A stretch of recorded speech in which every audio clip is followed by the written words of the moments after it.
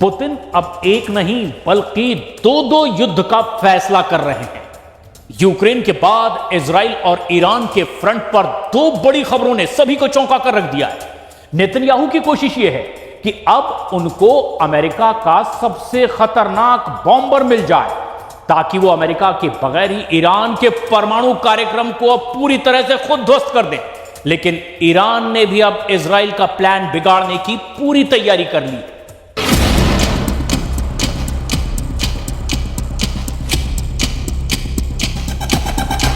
क्या ईरान पर अब ऐसे धमाके होने वाले हैं? क्या ईरान पर हमले के लिए नेतन्याहू को दुनिया का सबसे खतरनाक हथियार मिलने जा रहा है? तेहरान में यह धमाका और रेड लाइट पर खड़ी कारों के उड़ते हुए चीथड़े।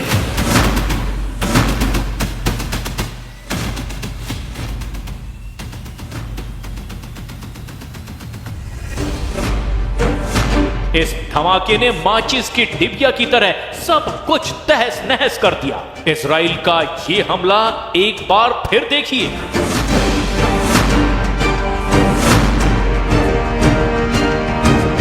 इस धमाके को देखकर किसी के भी रोंगटे खड़े हो जाएंगे। ये तेहरान पर हमले का वीडियो है। अब इजराइल इस धमाके से 10 गुना ताकत वाला ब्लास्ट करना चाहता है। ऐसा सिग्नल अमेरिका से मिल चुका है,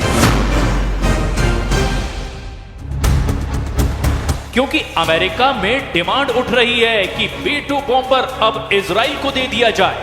अमेरिका के 2 सांसदों ने एक विधेयक पेश किया है जिसके मुताबिक अमेरिका के राष्ट्रपति के पास इजराइल को दुनिया का सबसे खतरनाक बम GBU-57 और उसे लॉन्च करने वाला विमान देने का अधिकार होगा।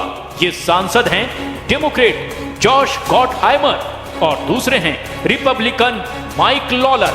दोनों ने जो विधेयक पेश किया है उसका नाम है बंकर बस्टर एक्ट। इस एक्ट के तहत वो चाहते हैं कि इजराइल को स्टेल्थ बॉम्बर B-2 दे दिया जाए, साथ में दुनिया का सबसे खतरनाक बम GBU-57 भी दिया जाए।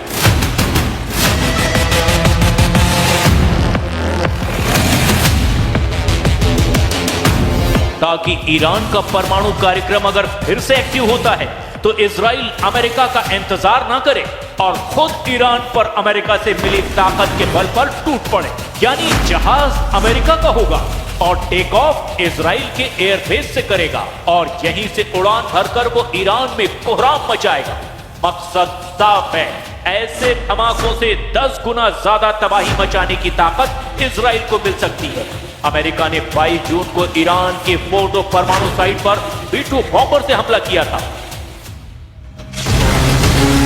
इस दौरान स्टेल्थ बॉम्बर B-2 ने फोर्डो परमाणु अड्डे पर GBU-57 बम से वार किया। अमेरिका ने दावा किया कि उसके इस बम ने 300 फीट की गहराई में जाकर फोर्डो परमाणु साइट को पूरी तरह से खत्म कर दिया। इस स्ट्राइक में फोर्डो पर 14 बम गिराए गए। यानी अमेरिका ने 7 B-2 बम वर्षक इस मिशन में शामिल किए। लेकिन 12 दिन के युद्ध का नतीजा ना इजराइल के पक्ष में आया ना ईरान के पक्ष में। 12 दिन के सीज फायर के बाद ईरान पर इजराइल के हमले बंद हुए और इसी तरह इजराइल के शहरों पर ईरान की मिसाइलों की बारिश भी बंद हो गई।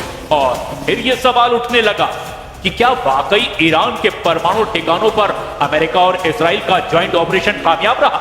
लेकिन अब यही बात बंकर बस्टर एक्ट में दोहराई जा रही है। डेमोक्रेट जॉश गॉटहाइमर और रिपब्लिकन माइक लॉलर दोनों सांसदों ने कहा कि बंकर बस्टर एक्ट से इजराइल किसी भी वक्त ईरान पर सबसे खतरनाक हमलों के लिए तैयार रहेगा और इससे अमेरिका की भी सुरक्षा मजबूत होगी।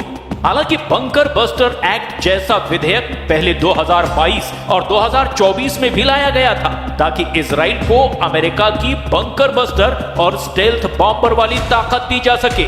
लेकिन दोनों ही मौकों पर यह विधेयक कामयाब नहीं हो पाया। लेकिन ईरान पर 22 जून को हुए बंकर बस्टर वाले हमले ने अमेरिका के अंदर फिर से बहस छेड़ दी है और अब वो बंकर बस्टर एक्ट से इजराइल को 10 गुना ताकत देने की तैयारी शुरू हो चुकी है। ईरान पर हुए हमलों के बारे में इजराइल के एक पायलट ने बताया है, लेकिन इस शर्त पर कि वो अपना चेहरा नहीं दिखाएगा। ये इजराइल का लड़ाकू पायलट मेजर बी है। जिसने ईरान पर हुए एयर स्ट्राइक में लगातार हिस्सा लिया है। We had to sacrifice so much planning and flight time and operational tactics in order to come to this portion of the operation where you understand what you're doing. Iran पर हुए हमलों में लगातार छोटे बंकर बस्टर बम इस्तेमाल किए गए हैं। ऐसे बम जो कई फीट की गहराई तक कंक्रीट का बंकर तोड़कर धमाका करते हैं। ईरान पर ऐसे हजारों बम गिराए गए हैं जिसकी सप्लाई सीधे अमेरिका से की गई और अब भी जारी है। अमेरिका अब इजराइल को 7,000 से ज्यादा बंकर बस्टर बम पहुंचाने वाला है। ये बम आसमान के रास्ते भी पहुंचाए जाएंगे और समंदर के रास्ते यानी कार्गो शिप से भी इजराइल को सप्लाई किए जाएंगे। ये एक तरह से इजराइल और अमेरिका के बीच बम हाईवे कायम करेंगे, जिसके टारगेट पर ईरान ही नजर आ रहा है। ये डोनाल्ड ट्रंप का नेतन्याहू को बहुत बड़ा धमाकेदार तोहफा है। डर ये है कि इस तोहफे के पीछे ईरान से युद्ध का दूसरा राउंड लड़ने की तैयारी कर ली गई है। इजराइल की एयरफोर्स फिर से सुपर एक्टिव मोड में है। इजराइल के एयरबेस पर लगातार काम चल रहा है। यह है अमेरिका से सप्लाई किया गया MK-84 बंकर बस्टर बम। इसी बम से इजराइल ने अब तक गाजा के कोने कोने को मिट्टी में मिलाया है। ईरान पर भी ऐसे ही बमों से हमले किए गए हैं, लेकिन जुलाई को लेकर ट्रंप और नेतन्याहू की जो तैयारी है वो एक लंबे युद्ध की तरफ इशारा कर रही है। 2000 पाउंड या फिर 900 किलो के इस बम की ताकत क्या है, आप धमाकों को देखकर समझ सकते हैं। जब ये बम गिरता है तो ऐसा धमाका होता है जो पूरी बिल्डिंग को गिरा देता है। ऐसी तस्वीरें पिछले 15 महीने में गाजा में भी देखी गई और लेबनान की राजधानी बेरूत में भी देखी गई है।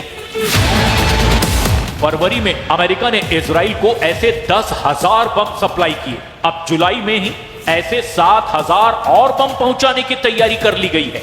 यानी गाजा और बेरूत के बाद ईरान पर भी मेड इन अमेरिका वाला बारूद फिर से बरसाने की तैयारी हो चुकी है।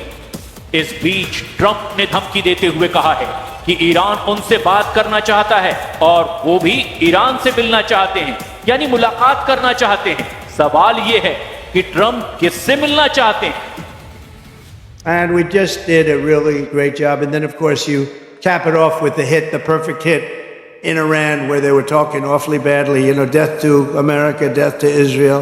They were talking awfully badly, and they're not talking badly anymore, to be honest with you. And we might even meet with them and see if they want to meet. They want to meet, and we'll see if we can do something. But they want to meet. I think they want to meet very badly. This whole 2 weeks has been incredible, hasn't it? Donald Trump किससे मिलना चाहते हैं? Iran के राष्ट्रपति मसूद पजेश्कियन से या फिर Iran के सर्वोच्च नेता अली खामनेई से? ये सवाल इसीलिए गंभीर है क्योंकि ट्रंप अमेरिका के सबसे खतरनाक दुश्मनों में से एक उत्तर कोरिया के लीडर किम जोंग उन से मिल चुके हैं। ये भी ऐसी मुलाकात थी जिसके बारे में किसी ने सोचा भी नहीं था।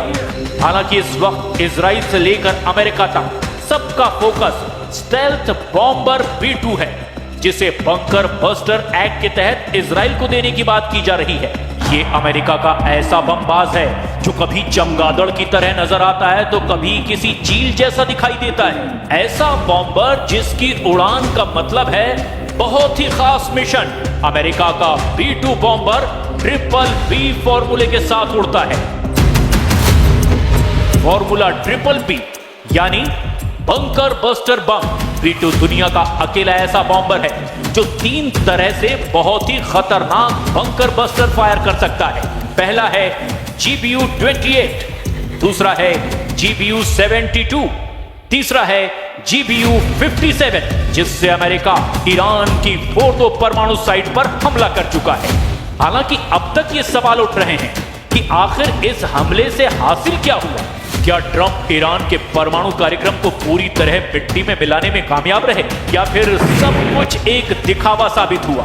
क्योंकि रूस भी अमेरिका की इस सर्जिकल स्ट्राइक की सफलता पर सवाल उठा चुका है। इन 12 दिनों में ईरान झुकता हुआ नजर नहीं आया। 13 जून को इजराइल ने ईरान पर हमला किया था। ये हमले 12 दिन तक चले। और इस दौरान इजराइल ने ईरान के टॉप कमांडरों से लेकर उनके बहुत ही खास वैज्ञानिकों पर भी हमले किए। 12 दिनों के युद्ध में इजराइल की एयरफोर्स ने करीब 900 टारगेट्स पर बमबारी की। इनमें 1500 जगह ऐसी थीं जहां करीब 4500 बम गिराए गए। इन हमलों में 370 स्ट्राइक लड़ाकू विमानों से की गई, जबकि बाकी हमले ड्रोन से अंजाम दिए गए। All of the Israeli defense operations, and specifically the Israeli Air Force operations, are carried out legitimately. We are targeting threats that are threatening civilians, they're threatening the state of Israel. So every bomb that we place and every missile that we place has an end goal, and that is a target and a military target at the end of the day.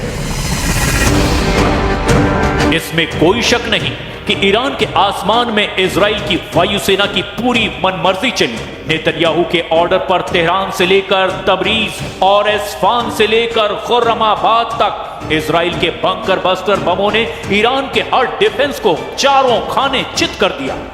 लेकिन इन 12 दिनों के युद्ध का दूसरा सच ये भी है कि ईरान की मिसाइलों ने इजराइल के शहरों को पूरी तरह से तबाह करके रख दिया। तेल अवीव से लेकर हाइफा और बेन गुरियन एयरपोर्ट से लेकर नेवादीम एयरबेस तक ईरान की मिसाइलों ने इजराइल के एरो और आयरन डोम जैसे डिफेंस सिस्टम को पूरी तरह कबाड़ वाली मशीन सा